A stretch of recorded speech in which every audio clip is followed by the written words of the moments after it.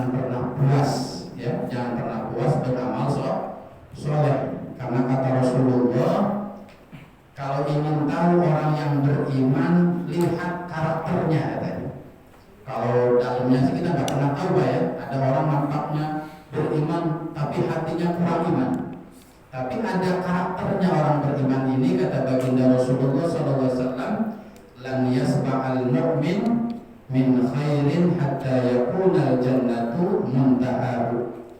Kata Rasulullah, kalau ada orang yang gak pernah puas beramal khair, beramal kebaikan, itu pasti orang iman. Jadi orang iman itu gak puas kalau cuma sedekah sebulan sekali, pengennya 2 minggu sekali. 2 minggu sekali sudah istiqomah, pengen seminggu sekali, terus meningkat terus. Lan yasba'al mu'min min khairin, tidak pernah puas, tidak pernah kenyang orang beriman dari beramal soleh. Sampai kapan? Hatta yakunal jannatu muntahahu, sampai nanti dia sudah dipastikan ada di surganya Allah Subhanahu wa ta'ala. Nanti puasnya kalau sudah ada di surga, sudah positif jadi ahli surganya Allah Subhanahu wa ta'ala, baru dia merasa rehat, istirahat dari amal soleh. Jadi mudah-mudahan kita semua yang hadir oleh Allah diberikan keistiqomahan zahir batin dalam beramal soleh. Amin ya rabbal alamin. Baiklah jamaah sekalian, kita mengkaji kembali kitab Ta'limul Muta'allim Thariqut Ta'allum karya Syekh Zarruzi. Fayan bagi likulli muslimin. Halaman berapa kan? Beda ini.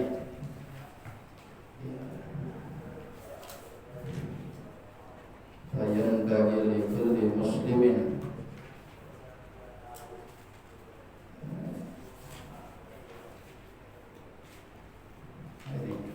Halaman 15 ya.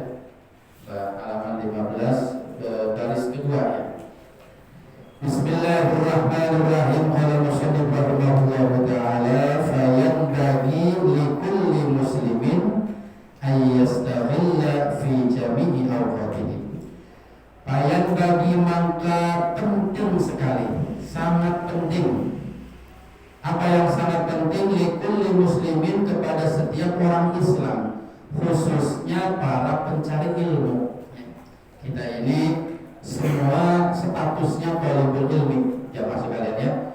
Usianya 60 tahun, 70 tahun, statusnya adalah pencari ilmu. Apa yang penting bagi para pencari ilmu, orang Islam yang sedang mencari ilmu, ayyastaghilla fi jami'i awqatihi, dia harus menyibukkan waktunya, mengisi waktunya bidzikrillahi ta'ala, dengan memperbanyak zikir kepada Allah Subhanahu wa ta'ala. Ini amalan pertama para pencari ilmu ya, sangat penting untuk menyibukkan hari-harinya dengan zikir kepada Allah Subhanahu wa ta'ala. Yang pertama, wa du'ai, dan mengisi hari-harinya, waktu-waktunya dengan memperbanyak doa, memohon kepada Allah Subhanahu wa ta'ala. Waqtadarru ya, kalau bahasa Jawa itu DPDP, apa itu bahasa kita DPDP itu ya, masih kaitannya dengan doa ya. Jadi ketika doa itu kita harus merasa rendah di hadapan Allah. Wa du'ani wa tadarru, merasa rendah di hadapan Allah Subhanahu wa ta'ala.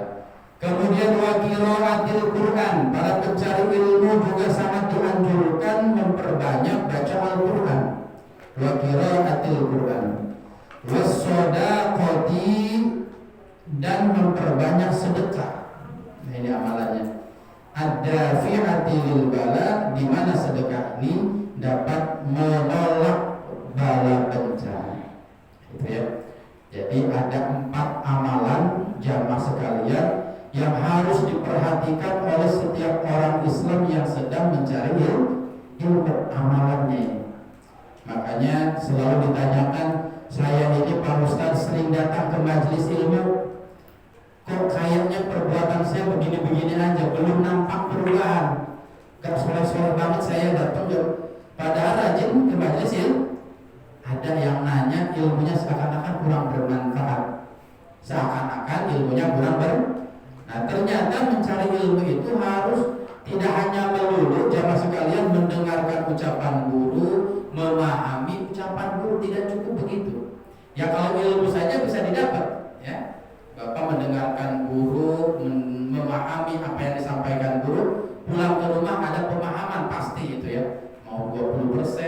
30%. Tapi manfaat apa tidak? Nah ini oleh Syekh Darnudi dibimbing, tidak cukup hanya insot mendengarkan, memahami apa yang disampaikan. Ada amalan-amalan tambahan jamaah sekalian yang harus sering diistiqomahkan ketika kita mencari ilmu. Tadi saya sudah singgung jamaah sekalian, sampai kapanpun kita ini statusnya adalah pencari ilmu, nggak akan pernah pensiun, ya. Kalau kerjaan 50-60 pensiun, kalau nyari ilmu nggak ada pensiunnya, Pak. Minal mahdi ilal lahdi, kita yakin betul itu ajaran Rasulullah. Dari mulai lihat ayunan ya bahasanya sampai nanti masuk ke liang lahad, masih ditalkin kita. Ketika kecil sudah diajarkan ilmu oleh orang tua kita, dirangsang oleh orang tua kita dengan dikenalkan ilmu-ilmu.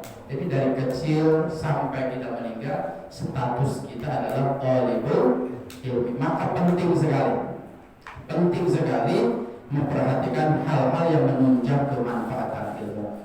Saya yakin ini jamaah yang hadir ilmunya sudah sampai kabar ya.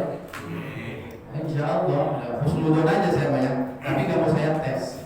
Karena kalau saya tes kebongkar nanti kapasitas. Dan pokoknya husnudon ilmunya banyak aja.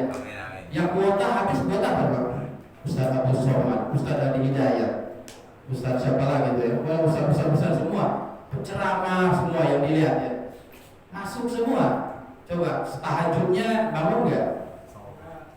Nah, kalau jawabannya pelan ini kurang yakin saya lihat. Tahajudnya gimana? Sedekahnya gimana? Sama anak gimana kita? Sama istri memperlakukan seperti apa? Nah kalau ilmu mah kita udah nggak ragu saya Pak. Tapi kalau manfaatnya ilmu, wallahu a'lam, hanya Bapak yang tahu. Karena manfaat ilmu itu tidak cukup mendengarkan YouTube, tidak hanya cukup duduk di majelis ilmu, harus digandeng. Kalau orang pesantren, tori apa namanya, tirakat. Kalau orang pesantren nyebutnya tirakat, gitu ya. Harus di riyadhah gitu ya. Harus ada ikhtiar batin, tidak hanya ikhtiar doa. Nah yang pertama kata Syekh Jarmuji, ketika mencari ilmu jangan sampai lupa zikir kepada Allah. Ya baca buku silakan mau, tapi malam tolong ya zikir apa saja yang kita bisa. Yang senang sholawat monggo sholawatnya dibaca, yang senang istighfar monggo istighfar. Jadi jangan mengandalkan belajar saja, hanya membuat kita pintar tuh Pak. Kalau belajar itu pintar, tapi kalau ingin jadi benar manfaat harus disertai zikir. Jadi nanti beda, ada sir katanya ya. Ilmunya sih pas-pasan Pak.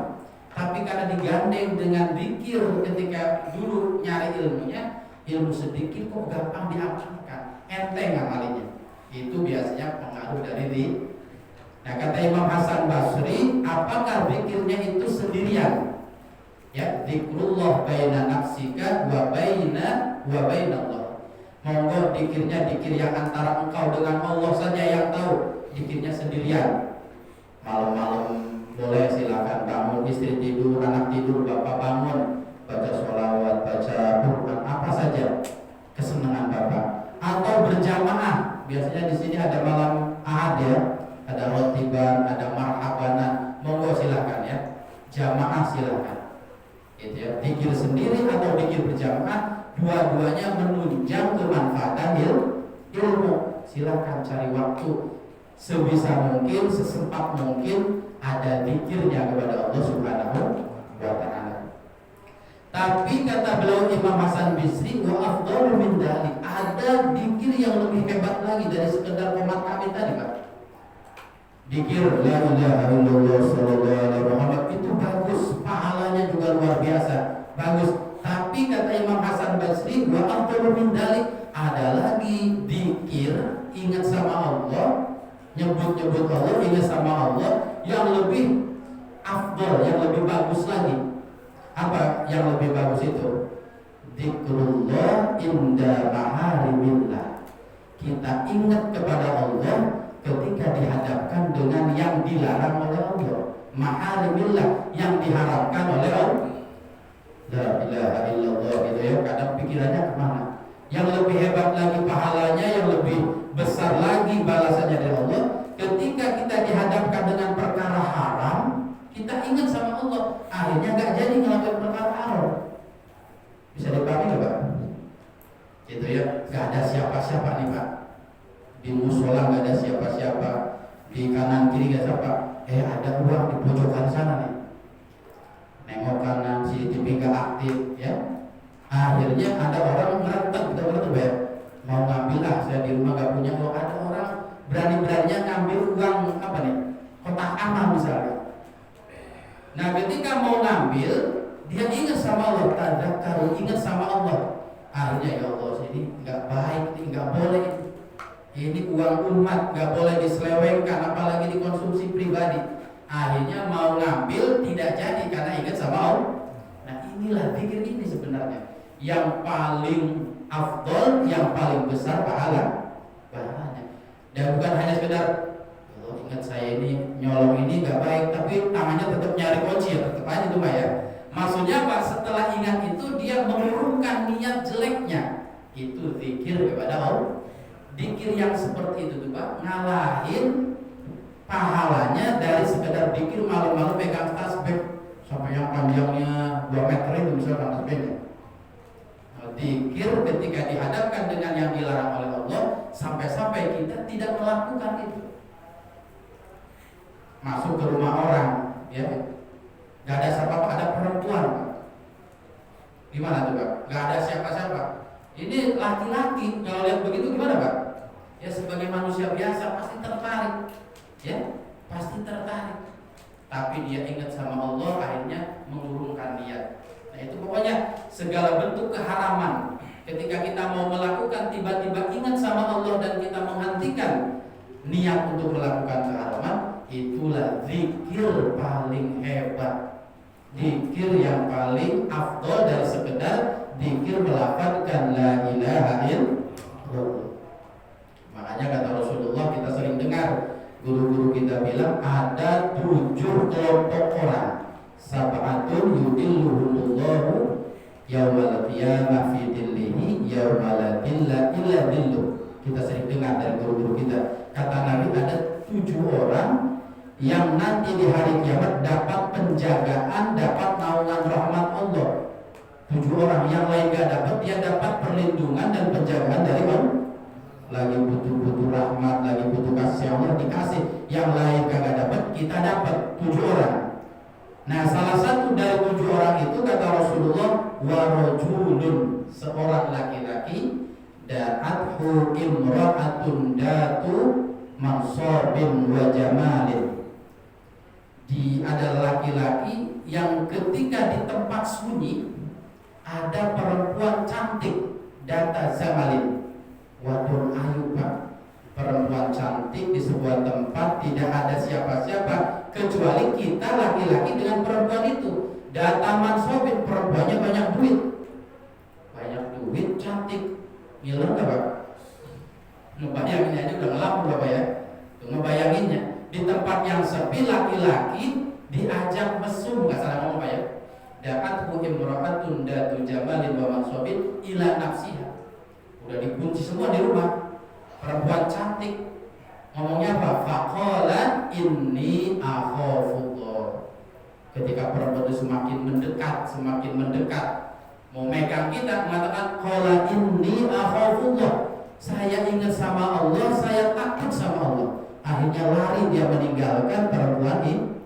Nah ini lelaki model kayak gini kata Nabi, ketika berhadapan dengan yang haram, dia ingat sama Allah dan meninggalkan yang haram. Bisa dipraktekkan nggak Pak? Insyaallah. Insyaallah. Dulu Berat. Bukan berat. Yang godaannya laki-laki apa? Kira-kira? Yang perempuan. Yaitu perempuan. Orang nakal-nakal misalnya punya duit ya perempuan jatuh. Kalau nggak punya iman, gitu ya. Nah ini makanya kata Nabi, orang ini istimewa, termasuk salah satu dari 7 orang yang dapat naungan rahmat dari Allah Subhanahu wa ta'ala karena zikir kepada Allah ketika berhadapan dengan perkara yang haram. Ada uang yang haram, tidak ada siapa-siapa, ingat sama Allah. Gitu ya. Makanya juga kata Allah kepada Nabi Musa, ini wahyunya Allah kepada Nabi Musa, ya Musa uzkurni inda ghadabika adkuruka inda ghadabi. Zikirlah kamu kepadaku, kata Allah kepada Nabi Musa. Udhkur, ingat kepadaku indah ghadabika, ketika kamu marah. Kata Allah, Musa kalau lagi marah, menggebu-gebu marah, ingat kepadaku. Istighfarkah atau berwudukah dengan cara ingatlah kepadaku ketika kamu marah. Kalau kamu bisa ingat kepadaku, zikir kepadaku ketika engkau marah, ada kuruka indah ghadabi, nanti ketika aku mau marah kepada engkau, aku pun menurunkan marahku. Aku pun gak jadi marah kalau engkau ketika marah ingat kepada.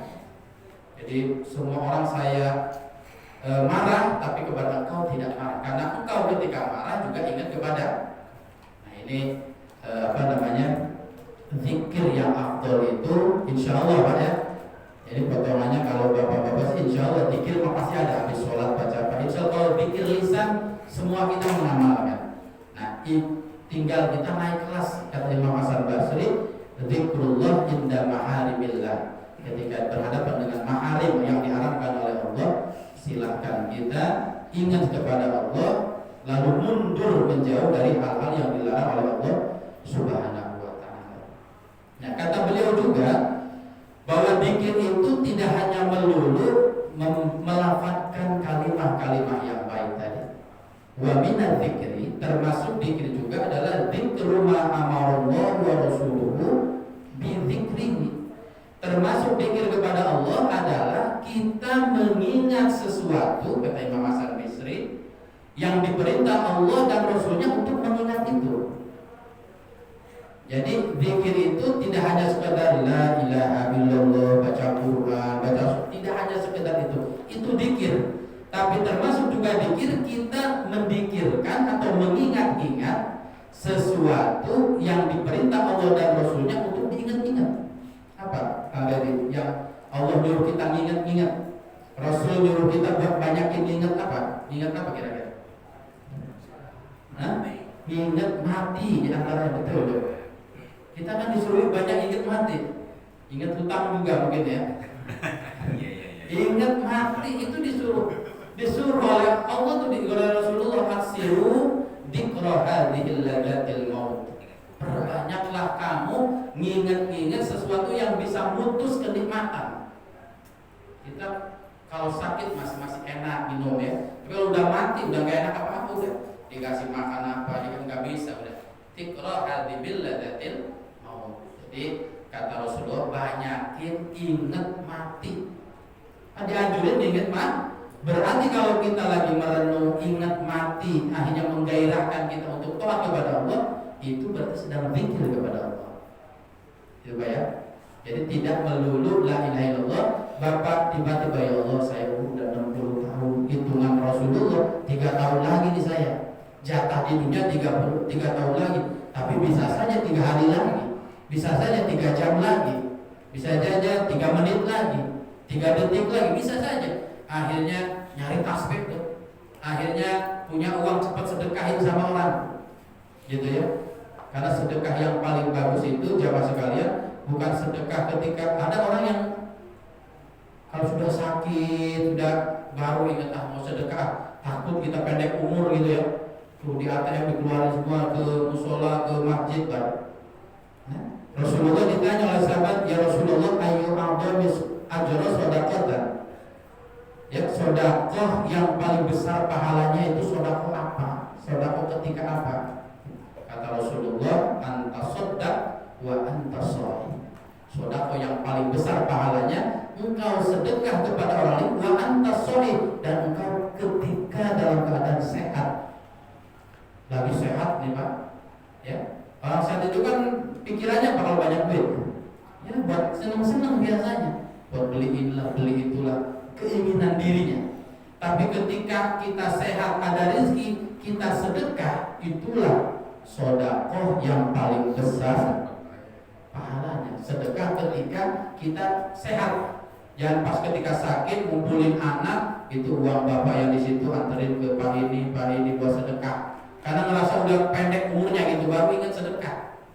Itu mah karena kepaksa tuh sedekah begitu ya, karena udah mepet gitu. Tapi ketika badannya kuat ya, sehat, nah kita masih udah, nah ini sedekah yang paling afdal. Wa antas sahih. Kata Rasulullah juga yang paling besar pahala sedekah itu sahih. Sahih itu ketika kita pelit.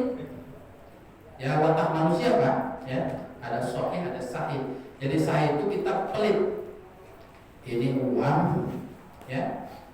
Ini kalau dikasih ke orang bisa kurang di uang saya. Saya nggak suka nih ngasih itu, nggak suka. Tapi dia paksa, akhirnya ikhlas nggak ikhlas, akhirnya sedekah gitu Pak. Dia tuh pelit, nggak mau berbagi, tapi melawan dirinya sendiri, akhirnya mau sedekah, gitu Pak ya. Itu juga kata Rasulullah, sedekah yang paling besar pahalanya.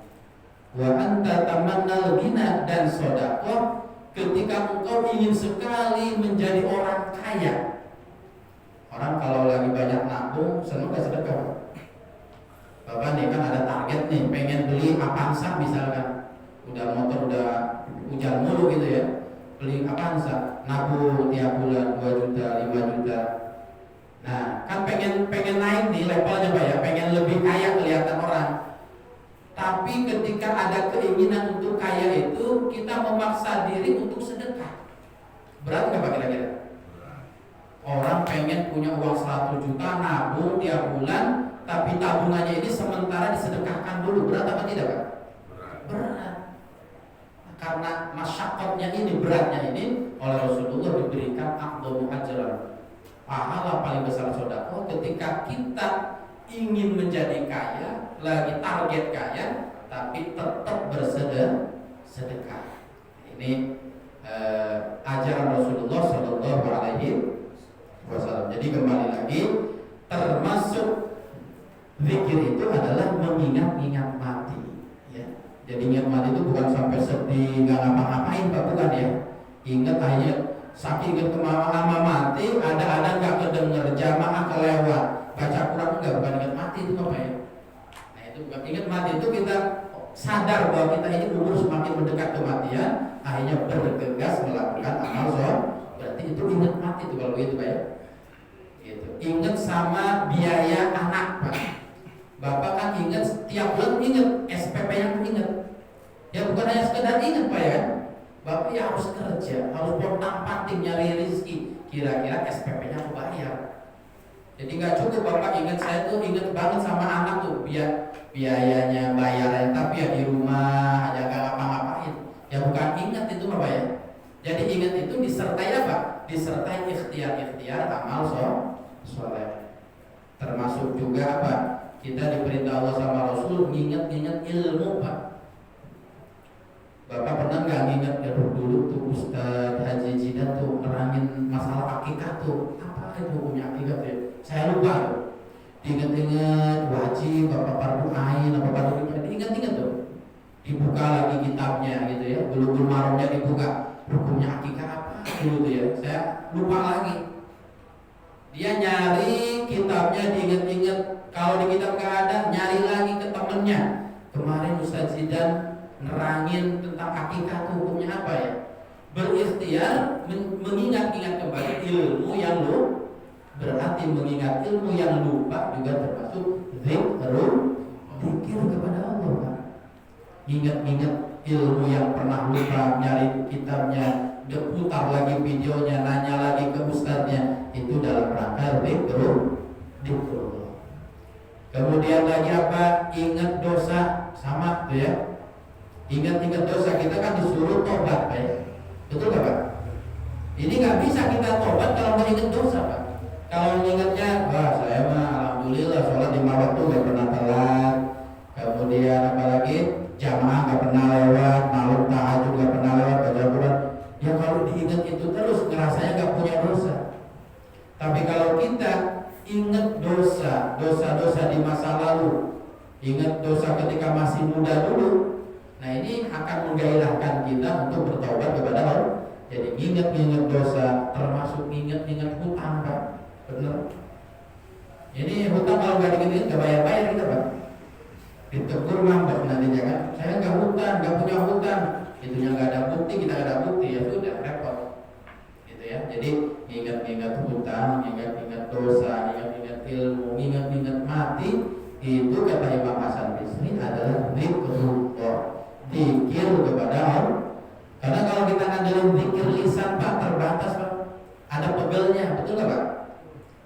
Baca sholawat 15.000 kan enggak Pak? Ya kuat, tapi entah 2 minggu baru kelar apa sebulan baru kelar kan. Kita baca sholawat itu kan kalau lagi ada kemauan aja, kalau rezeki lagi lancar, anak lagi nggak sakit, istri lagi soleha, aman-aman aja, males dikit Pak. Tapi kalau udah anak diinfus, baru ya Allah, sholawat baru dibaca, zikir-zikiran baru dibaca, berat ya, zikir lisan. Makanya dikasih alternatif ya, dikasih alternatif oleh para ulama. Zikir itu tidak hanya melafazkan kalimat-kalimat thayyibah saja. Segala aktivitas kebaikan yang niatnya karena Allah adalah bagian dari zikir kepada Allah Subhanahu wa taala. Dzikrullaha dzikran katsira. Banyakin zikir kata Allah. Dzikran katsira oleh Allah, kata ulama tafsir, nyuruhnya banyakin zikir, enggak disebutin nominalnya, Pak. Ayatnya enggak Dzikrullaha alfa marratin, banyak ucapin zikir 1000 kali, enggak disebutin sama Allah dalam Al-Qur'annya. Atau bacalah zikir 20.000 kali, enggak. Oleh Allah dimujmalkan, diumumkan Dzikrullaha dzikran katsira, bacalah zikir sebanyak-banyaknya. Kata ulama tafsir, apa sirnya, rahasianya? Kok Allah tidak menyebut angka dalam ayat itu? Ya, kata para ulama tafsir, karena orang itu wadifahnya, kesibukannya beda-beda. Itu Pak ya. Allah tidak ingin memberatkan. Kalau oleh Allah dikatakan bikinlah kamu sehari 10.000, bagaimana orang yang nyangkul di sawah dari pagi sampai sore, nyangkul komat kami sampai nyangkul, bisa enggak ya 10.000 zikir? Makanya ya. Atau kata Allah, Dzikrullaha mi'ata marrah, bacalah zikir 100 kali. Begitu entengnya bagi para pensiunan, Pak. Orang yang pensiunan disuruh zikir 100 kali, enteng apa enteng banget, Pak? Enteng banget. Tiap hari pulang, guling, lihat TV, buka HP, misalnya udah ada kerjaan, disuruh zikir oleh Allah dalam Al-Quran 100 kali. Ya enteng banget, Pak. Makanya kata para ulama, oleh Allah sengaja diumumkan saja, diglobalkan. Banyakin zikir sebanyak-banyaknya.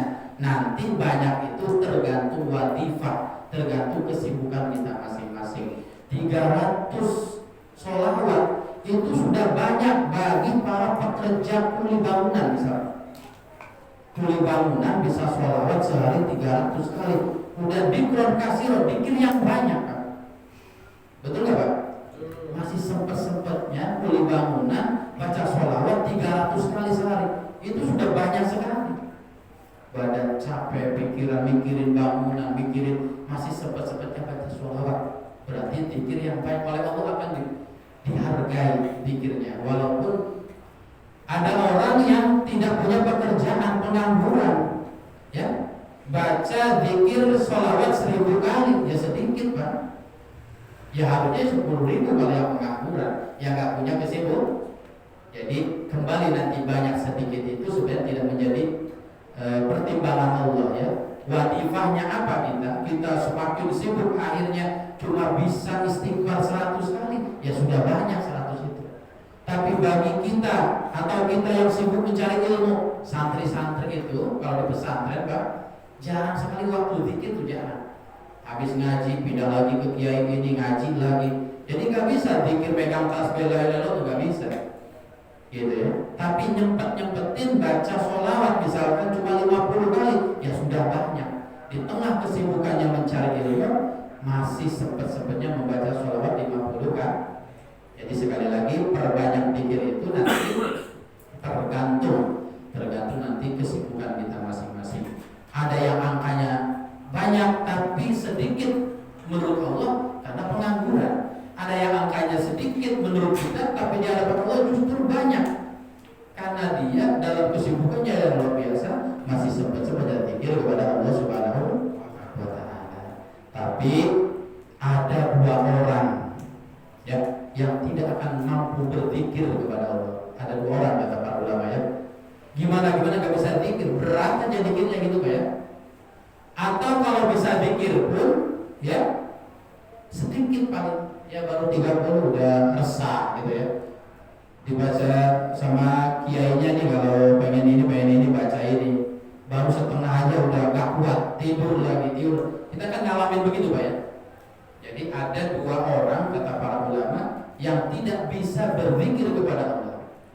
susah zikir kepada Allah.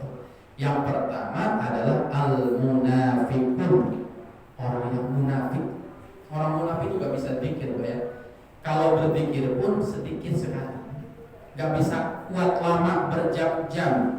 Sila madep kiblat itu ya 2 menit, malah habis sholat kayaknya udah, ya. Habis sholat udah baru subhanallah banyak berdiri aja udah, nggak kuat sama zikir. Munafik, ya.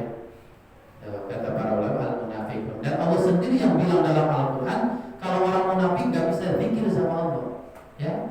Innal munafiqina yukhadi'una Allah wa huwa khadi'uhum wa idza qamu ila sholat qamu kusala. Orang munafik itu kalau sholat malas-malasan wataknya tuh, Pak, ya. Yura'unan nas, kalau kita malas sholat pamer aja tujuannya, Pak. Jadi targetnya bukan Allah. Kalau orang munafik tuh pengen dipuji orang, pengen dijemplelin orang. Itu orang munafik. Yura'unan nas. Yura itu ingin dilihatkan, diperlihatkan kepada manusia. Riak terus kalau amal, nggak ada tujuan Allahnya. Nah, yang terakhir kata Allah, wala yadhkurunallaha illa qalila, kata Allah. Orang munafik itu la yadhkurunallaha, tidak akan bisa zikir kepada Allah. Kalaupun zikir illa qalila, sedikit sekali. Jadi para ulama itu menetapkan begitu tuh ya emang dasarnya ada, gitu, ya. Jadi jangan ada orang yang apa sih bentar-bentar ucapan ulama. Kenapa nggak ucapan Allah saja, ucapan Rasul aja? Ulama itu kalau ngomongnya di belakangnya backingnya adalah firman Allah, hadis Rasulullah. Cuma bahasanya dipermudah biar kita umat gampang paham, gampang ngamalin, gitu, ya. Itu ulama itu. Karena kita sering menemukan orang yang harus ada dalil Quran dan hadisnya, gitu, ya. Padahal ulama itu ngomong ya pasti dengan dasar Al-Quran dan jadi al-munafiqun ini orang kalau munafik kalau ngomong pasti bohong, orang munafik itu, ya.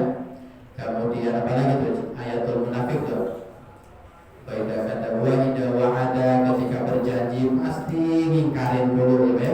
Ntar besoknya jam 7 datangnya jam 7 malam. Ntar besok saya main, nggak main. Janji doang, gitu, ya.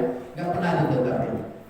Waidah tubina khona, kalau dikasih amanat pasti menyia-nyiakan amanat, berkhianat kepada.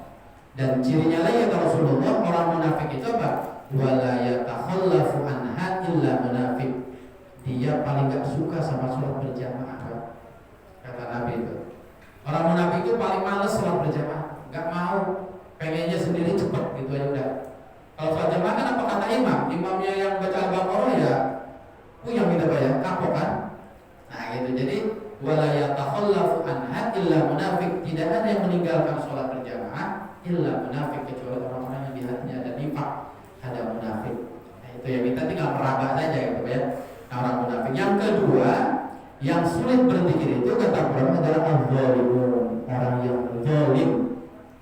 Zalim kepada dirinya atau zalim kepada keluarganya, kepada tetangganya, kepada sesama manusia. Anak ditelantarkan, istri ditelantarkan, tidak dinafkahi, ya. Badan kita nggak diurus, malam harus istirahat, melek berhari-hari sampai rusak badan kita, Pak. Itu zalim kepada diri kita, ya. Mata harus istirahat, kita melek aja, kan. Badan dianggukan aja zalim, karena badannya untuk dia digunakan untuk aktivitas baik. Atau zalim kepada tetangga, ucapan kita, perbuatan kita bikin sakit tetangga, apa saja. Orang kalau ada kezaliman, ya, kata para ulama, susah juga zikir, ya. Susah zikir kepada Allah Subhanahu wa ta'ala. Nah, ini yang pertama adalah amalan para pencari ilmu untuk menunjang ilmu manfaat adalah zikir kepada Allah Subhanahu wa ta'ala. Monggo jamaah sekalian menyempatkan waktunya, yang enak kapan, hitungannya berapa, yang penting ada zikir kepada Allah Subhanahu wa ta'ala. Zikirnya apakah zikir pribadi, ya sudah tahu zikir ketika menghadapi perkara. Wa qiraatil Quran, ya, ini juga termasuk rangkaian zikir. Doa juga, ya. Was shadaqati dafi'atil bala, termasuk sedekah, Pak, ya. Sedekah itu menunjang kita untuk mendapatkan kemanfaatan ilmu, ya. Guru kepada siapapun, ya, kepada tetangga, kepada para guru, kepada siapa saja, sedekah kepada fakir miskin itu bisa menunjang. Makanya tradisi orang-orang dulu, kalau saya dulu di pesantren itu besteli bahasanya ya. Besteli itu biasanya orang tua itu ke pesantren bawa bekal buat anaknya. Dulu kalau orang tua saya itu biasanya kan masih beras gitu ya, 10 kilo beras, biasanya ada tentengan buat kiai. Ini buat pak kiainya. Setiap bulan itu orang tua selalu pikirannya bukan hanya untuk anaknya, untuk guru anak saya. Rutin gitu. Jadi kalau dulu itu dikirim, belum ada zaman wesel sudah ada ya, tapi orang tua mungkin lebih senang ya kalau ditemuin langsung kan bisa lihat fisik anak sehat enggaknya ya. Kalau sekarang kan banking, SMS banking, langsung ketemu. Kalau dulu ya masih masak sendiri. Biasanya orang-orang tua dulu itu bawa tentengan itu ya buat anaknya, buat teman kamarnya, kemudian buat kiainya. Bahkan ada orang tua yang senang soal kepada kiai, nanya perkembangan anaknya belajar seperti apa. Nah ternyata rahasianya bahwa sedekah orang tua kepada para guru, sedekah orang tua kepada tetangganya, kepada anak-anaknya, kepada anak-anak yatim, itu ternyata memudahkan anak lebih cepat memahami ilmu yang diajarkan oleh para guru. Nah ini 4 amalan jamaah sekalian yang insya Allah bisa membantu kita agar ilmu tidak hanya sekedar pengetahuan, tapi mengantarkan kita kepada pengamalan. Yang pertama, zikir kepada Allah, kemudian qiraatul Quran, ya doa, kemudian qiraatul Quran, membaca Quran, dan sedekah. Mudah-mudahan 4 ini salah satunya minimal bisa kita amalkan. Sedekah belum bisa, ya baca Qurannya. Kalau baca Quran masih berat, doa ya doa apa aja Pak, lagi duduk ngenes gitu Pak ya. Ya Allah, kan pasti harus Arab-Araban. Kalau kan ada orang yang repot kalau bahasa Arab ya udah bahasa kita aja, bahasa manusia aja kepada Allah Subhanahu wa Ta'ala. Silakan. Kalau belum bisa doa ya minimal zikir kepada Allah Subhanahu wa Ta'ala. Zikir ini nanti menenangkan hati, membersihkan hati. Kalau sudah bersih hatinya, ilmu gampang masuk, gampang masuk gitu ya. Apa aja kalau tempatnya bersih, gampang masuknya. Ya, inna likulli shay'in kata Rasulullah siqala wa siqalatul qulub dzikrullah. Setiap sesuatu itu ada pembersihnya, dan pembersih hati adalah zikir kepada Allah Subhanahu wa Ta'ala. Mudah-mudahan yang disampaikan tadi bermanfaat ya, bisa kita amalkan dalam kehidupan sehari-hari. Sebelum ditutup, barangkali ada yang ditanyakan tentang materi yang disampaikan tadi.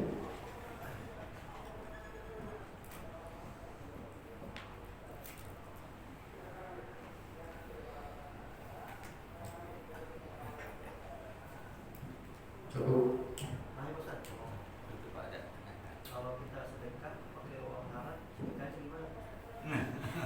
Sedekah Pergi umroh, uangnya dari uang minjem riba gimana tuh? Biasa. sedekah dengan barang haram ya. Nah, ini tentu ya tidak baik ya. Sedekah itu tentu harus yang halal ya. Saya sering mengumpamakan sedekah barang haram itu kata para ulama seperti mencuci baju dengan air kencing, gitu ya. Cuci baju air kencing ya, bukan malah suci gitu ya, malah kotor gitu ya. Jadi sedekah dengan barang haram ya tidak bernilai apa-apa nanti ya, karena malah membagi yang haram kepada orang lain. Jadi tidak sangat dianjurkan ya, sedekah yang halal walaupun yang sedikit. Yang kedua, umroh atau haji dengan harta yang haram juga, berarti kalau riba ya juga sama ya. Dalam hadis dikatakan ada orang pergi haji atau umroh dengan barang haram, dia mengatakan labbaik Allahumma labbaik, kata Allah enggak labbaik buat kamu ya, ditolak labbaiknya ya, gitu ya. Hakikatnya oleh Allah, pujian-pujian kepada Allah itu ditolak oleh Allah Subhanahu. Jadi pastikan rezeki yang digunakan untuk sedekah ya, kemudian untuk apa saja, bukan hanya umroh, bukan hanya haji Pak ya, apa saja buat nafkah anak di pesantren, yang nafkah anak di kuliah, pastikan yang halal ya, itu karena dampaknya juga luar biasa. Jadi tidak boleh ya menafkahkan yang makalah-makalah yang lain, tapi hukum asal tidak boleh untuk digunakan kepada ibadah gitu ya. Imam siapa itu Imam Ibnu Ruslan ya. Imam Ibnu Ruslan juga mengumpamakan orang ibadah pakai barang haram seperti membuat bangunan di tengah laut, ngecor di banyak air gitu ya, kita bikin adukan di tengah laut, bisa nggak kira-kira Pak? Itu kena air lagi ya, nggak jadi ibadahnya. Itu maksudnya dalil-dalil bahwa la manfaat dan tidak ada manfaat ya ketika sedekah dengan yang haram, pastikan yang halal. Yang lain barangkali. Ya Ustaz. Bismillahirrahmanirrahim. Assalamualaikum warahmatullahi wabarakatuh. Ustaz, ini banyak sekali ya dalam hal tentang masalah sedekah. Apakah bersedekah itu ambil hak orang lain tapi buat bersedekah itu diperbolehkan? Maksudnya kita Ustaz, setiap orang bersedekah itu kan kita pengen mendapat keriduan dari Allah SWT. Tapi yang bersedekah itu malah ngambil hak orang lain Ustaz.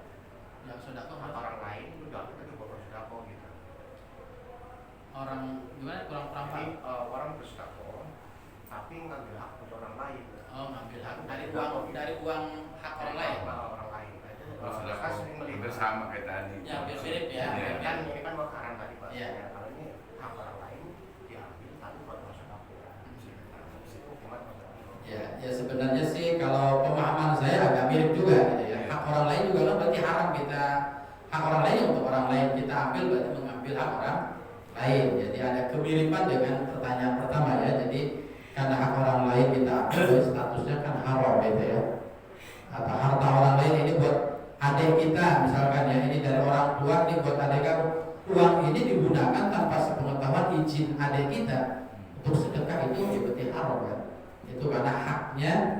Dan kita sebenarnya kalau ingin pahala tuh nggak bisa harus sedekah. Kalau posisinya kayak tadi tuh, ini titipkan uang ini buat adik kamu, menitipkan uang ini dan disampaikan kepada yang diamanati, itu juga sudah menjadi kebaikan sebenarnya.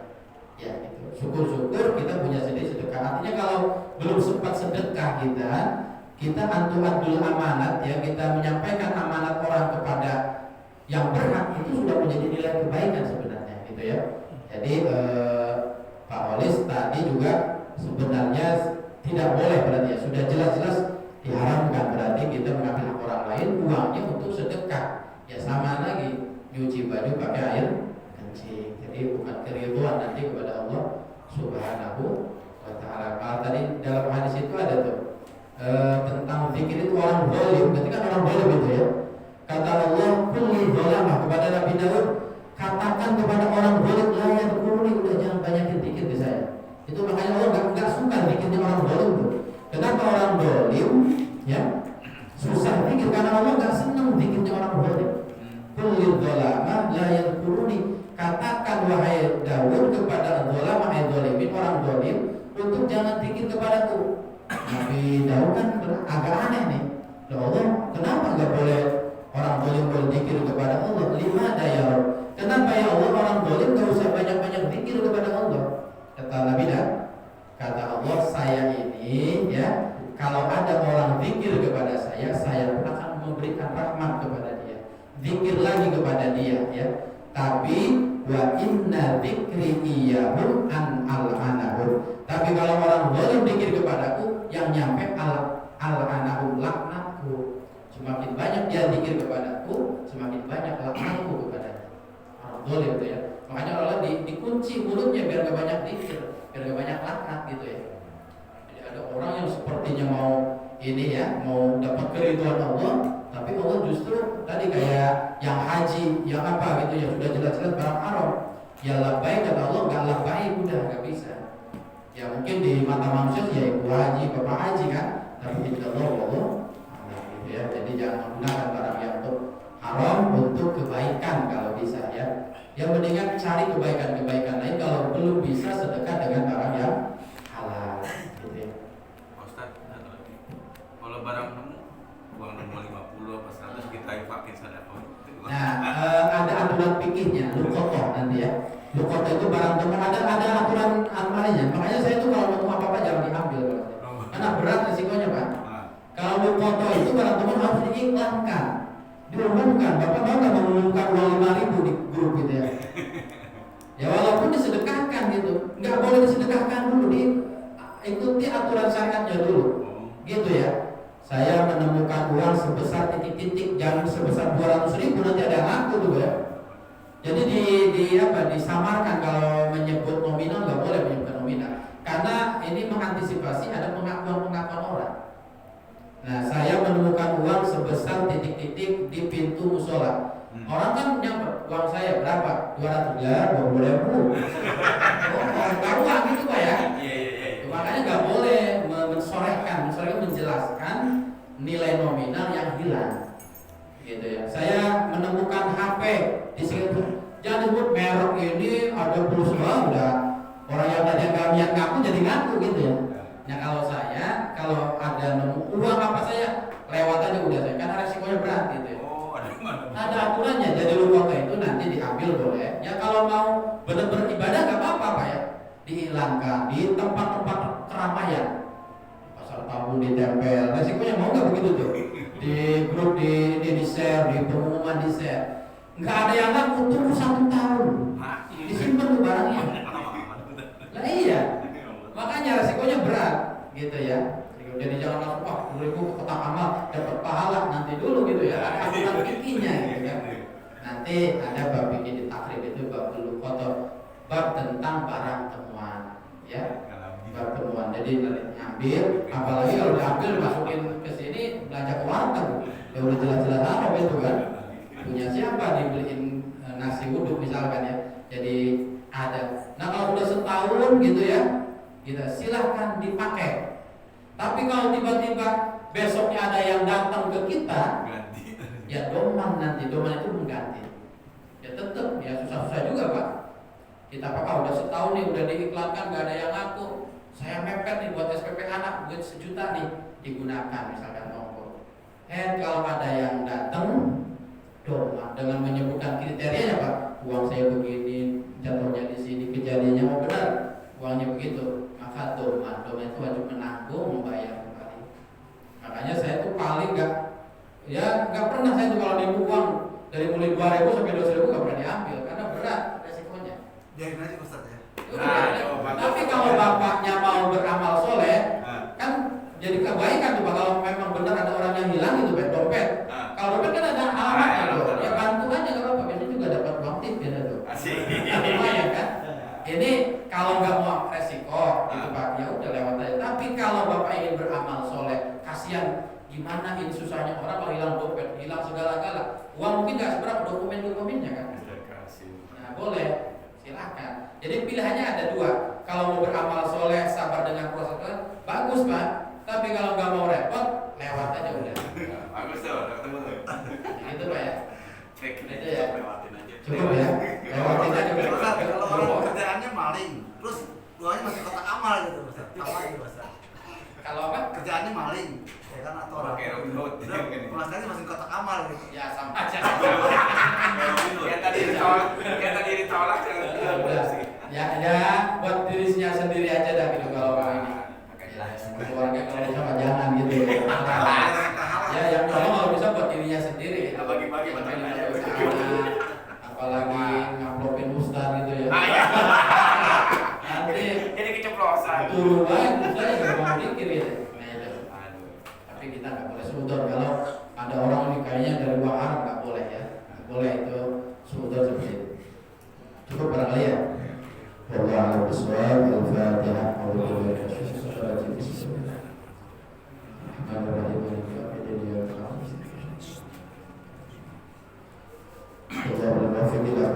Wassalamualaikum warahmatullahi wabarakatuh.